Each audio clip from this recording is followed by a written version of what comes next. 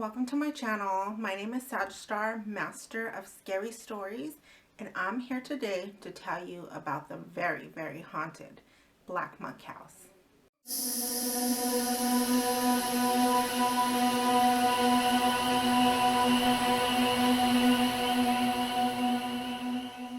I just want to say that this video was particularly challenging for me. I had so many roadblocks in this video. I got it out late because, you know, my camera wasn't working right.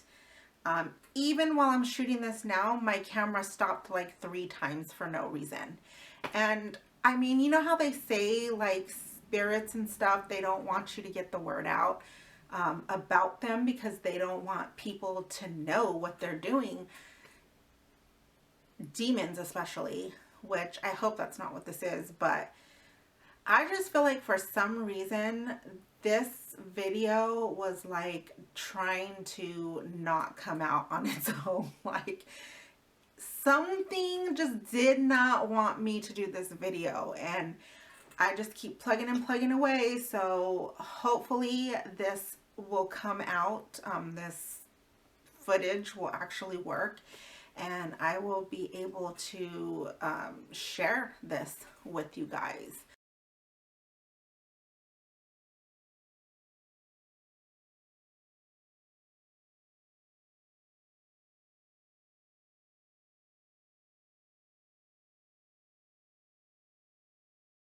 This week I'm starting my brand new series on haunted houses.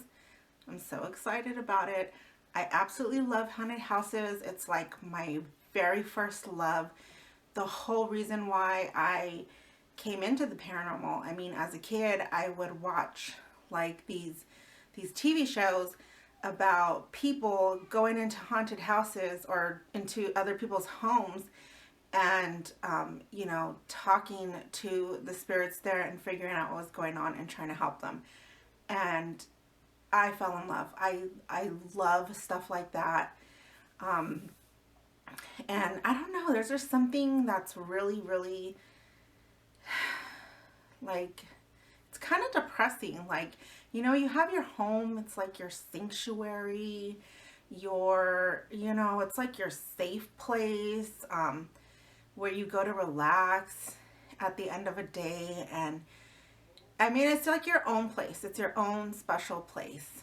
And to just have something invade your private personal life is to me seems like one of the most horrible things. I mean, luckily I've never lived in a haunted house, but for those people who do, I feel so sorry for you. And you know, most of the time people who live in haunted houses, they can't get away. For whatever reason, they just can't leave. And it's sad and daunting and oppressing. And it's just something, unfortunately, that some people have to deal with. Today, we are going to be learning about a particular home, which is a very popularized home. It is in England, Pontefract, England, and the address is 30 East Drive, also known as the Black Monk House. The family who lived there is the Pritchard family.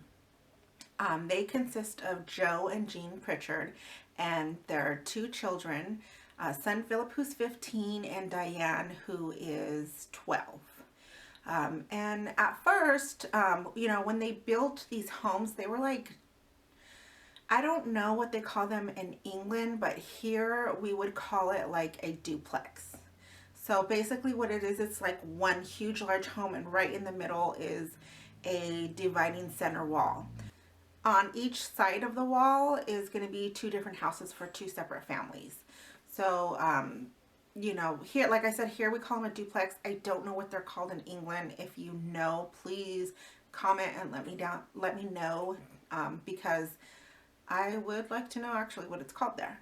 So when they first built these, unfortunately, Jean didn't get that house that she wanted. She really wanted 30 East Drive, but For some reason, they gave it to somebody else and they gave her another one of the neighboring houses. So she was upset because for some reason she was really drawn to this home.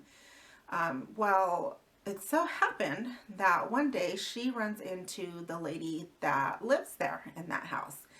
And they get to talking. She starts telling the lady about how much she wanted that particular house and how much she loves it and she wished she would have got it.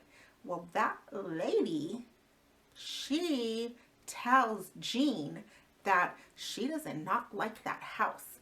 For her, that house is really uncomfortable to live in.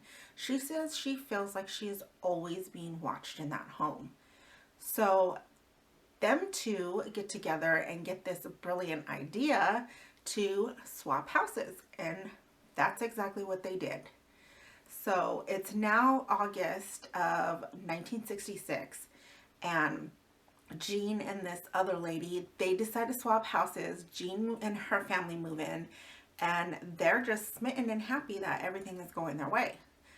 Well, 2 weeks into moving into this house, they begin to hear strange noises. They begin to hear knocking, bumping. Their appliances go crazy. They just turn on and start like going crazy on their own.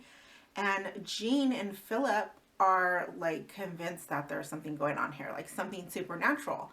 So they go to tell the Father Joe, and the Father Joe is like, no, it's nothing supernatural. It's probably Philip. And he ends up blaming the son, Philip, for like most of the stuff there. So he's like constantly getting mad at Philip. A picture falls off the wall. Philip must have did that. One of the appliances turns on by itself and goes crazy. Philip's playing a prank. So everything is about like Philip. It's all Philip's fault. Jean and Philip start to have a pretty strained relationship with Joe because of this, because he does not believe them that something is going on there. Well, one day, Joe has an experience that he cannot blame on Philip. So Joe is a coal miner. Okay, so in the front of their house, they have like this little closet room that's called the coal room, where he keeps all of his stuff. So Joe goes in there one day to go get his jacket out, and he's trying to pull out the jacket and it's like stuck and wedged in between stuff. And he's like, I know that I did not put it there. So it must have been Philip. Philip probably touched my stuff, put it somewhere, put it in between this coal, and now it's going to get messed up. So he's like super angry. He's like turning around to go walk out to go, tell Philip, what the heck is going on? Why did you touch my stuff? And all of a sudden, the door to the coal room just slams straight, like right on him. And he freaks out. I mean, he's banging, yelling, pushing the door, trying to get out. And the thing about this coal room, or the door on this coal room, is that it doesn't have a lock on it. So there's no way that somebody could have locked him in. And plus everybody in the house is smaller than him. So how are they going to be able to, push against the door and, lock Joe in? There's no way. Joe's way stronger than everybody. So he's in there for a while. He eventually comes out, and his friends actually say that once he comes out of that coal room, he is no longer the same man. His life has completely changed. Come to find out even that Philip is not even in the house. So there's no way that it could have been Philip. And there's no way that it was the mom or the daughter. And instantly he believes, trust me, he believes now. So he's ready and willing to pack up that second and leave. Only problem is, Jean is not so willing. I don't know why Jean didn't want to leave her house, but she's been quoted as saying, nothing is going to run me out of my house. So I don't know, maybe it's because she fought so hard to get that particular house. That's her dream house. She wanted it, you know, and I I don't know why, but she just was like, I'm not leaving. No way, no how. And unfortunately, everybody in the family had to stay there with her. So, this next incident that I'm going to tell you about, I'm not 100% sure if it happened before or after the incident with Joe in the coal room, but if you guys know, just let me know because I really have no idea and I would like to know the true timeline. So, this next incident that I'm going to tell you about happened to the oldest son, Philip. Well, the only son, but the oldest child, Philip. Um, it happened while his parents and his sister were away on vacation in Normandy. He decided he didn't want to go for whatever reason, so he decided to stay behind, and his grandmother came over to watch him. So, what happened is one day he decided to go into one of the rooms, and when he went in, he noticed that there was this like powdery white substance just like falling down from the air. He was like, whoa, what's going on? I'm gonna go call my grandmother. This is really crazy. So he goes to get grandmother. Grandmother comes in and they are just like in shock because they can't figure out where this stuff is coming from. I mean, it's not coming from the ceiling. So like they can clearly see that it's not falling off of the ceiling. It's falling from like in midair, just, you know, drizzling down everywhere. So that was their first experience, you know, while the other rest of the family was away. Then they walk into the kitchen, and on the kitchen they just see like all the like these puddles on the ground, like these puddles of liquid, and they're like, oh my God, I mean, like any normal person, they're thinking it must be like a leaky pipe, a broken pipe, something. So they end up calling the plumber, and the plumber comes in and he is like, everything's fine. There's no leaky pipes, there's no busted pipes. Wherever this water is coming from, it's not coming from the pipes. So they actually take a closer look at the water spots and they notice that they're actually coming from the floorboards itself. Like they're just materializing from the floor. So this is obviously something strange. And Philip and his grandmother are, you know, kind of freaked out because of this, but they're still not like super scared, not anything that they would think is paranormal. They just think it's weird and odd and strange. So later on that night, something happens that they can no longer explain away. What happens is it's the middle of the night and these dresser drawers in Philip's room start to shake. So he's calling in his grandmother and they're like shaking and moving and like, you know, like here's the wall and they start right here and then ends up right here.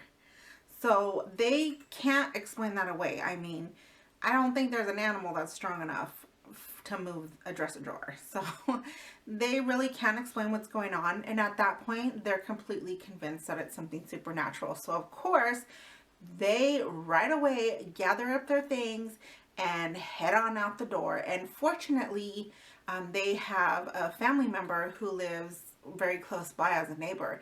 And they actually go end up spending the rest of the time there at the family member's house. So at this point, I believe there's kind of like a 2-year gap where nothing really happens and there's no activity. But then one night, the entity that's there actually decides to focus all of its attention on the younger sibling, which is Diane, which at the time they moved in, she was 12, but now I believe she's about 14 or 15. And she's sleeping alone one night in her bedroom, and she is awakened to something throwing off her covers and throwing her forcefully to the ground. So she, of course, is terrified. She gets up and goes to run downstairs to tell her parents, and as she gets down to the bottom of the stairs, something grabs her and pulls her all the way back up the stairs.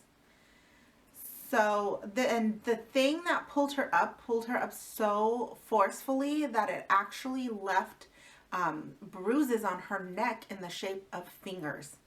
So like if somebody actually, like a physical being did it. Something very, very scary, very. And I don't, to be honest, if it was me, I would have been gone out the door a long time ago. But I don't know how they managed to stay there for so long. And this is just a few of the things that happened to them. So still the Pritchards would not move. But they did get pretty fed up. And there's actually, I don't know if you watch any of the like documentaries done or the TV shows that are done on this family.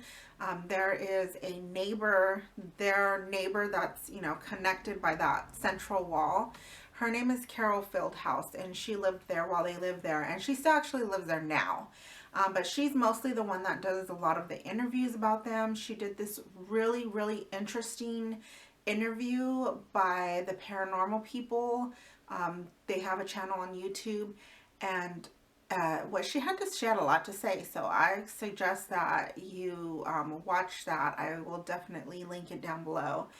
And she actually told a story about a priest who came into their home. So like all this is happening, and Jean and Joe are just like, we need to get some help. So they're Catholic people, and of course, them being Catholic, they turn to their church. So this priest comes into their home, sits down in the living room, and they're like telling him all the things that are happening, and that they believe that is actually a spirit, a ghost. And I don't know if you know anything about the Catholic. Well, I don't know too much. So if I'm wrong about this, please, I'm not trying to offend anybody, but I do believe that they don't think that people die and like they can come back as ghosts. I think they just believe they go to like heaven or hell, or purgatory. I don't know. I don't know a whole lot about the Catholic faith, but I don't think that they believe that they can come back as ghosts. So they only believe in like angels, demons, things like that. But he doesn't really seem to believe them at all. I don't know, he's just like, he just kind of blows them off and tells them that, oh, there's no such thing as ghosts. Things like this don't happen. It's just your guys' imagination. And, he's just like sitting there going, this is not happening. You guys must be mistaken. So as he's telling them this, two candlesticks actually come off of a shelf and fly right in front of him and just hang there midair, and then they just fall to the ground. So to me, I feel like it's the ghost saying, oh, you don't believe that I'm here? Well, I'm going to show you that I'm here. And that's exactly what he did. And you know what that priest did? He got right up and ran out the door. So needless to say, he believed after that. But, there was many times that they tried to get people to come in and bless the house or, investigate the house. And then there actually, I believe, was 2 exorcisms that were done on the house. But every time that somebody would come in and try to help them, it would only escalate the stuff that happened. Like, for some reason, the activity just got, 10 times worse when somebody would try to come help. So unfortunately for them, they could never get rid of the entity. And I do believe that they lived there for a long time. I don't know exactly how long, but I do know that Joe Pritchard ended up dying there. It's kind of a sad story. So everybody knows that Joe Pritchard was a drinker. Like, I guess it was just like a known thing around town. And one day he drank so much that he started to like violently puke. And he threw up so much that he ended up having a heart attack and, dying in a pool of his puke in one of the bathrooms. It's a pretty sad story. But I don't believe that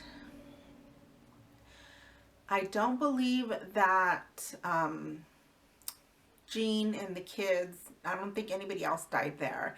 And they eventually moved out. And I do know that as of right now, nobody lives there, no tenants. I mean, it's just so extremely haunted. It's actually considered one of the most violent poltergeist hauntings in England. So there's a reason why nobody can stand being there. I mean, you just go in and I watched, let's see, I watched Paranormal Lockdown, and there was another one that I watched as well. I don't remember what it's called, but I will link both of them down below.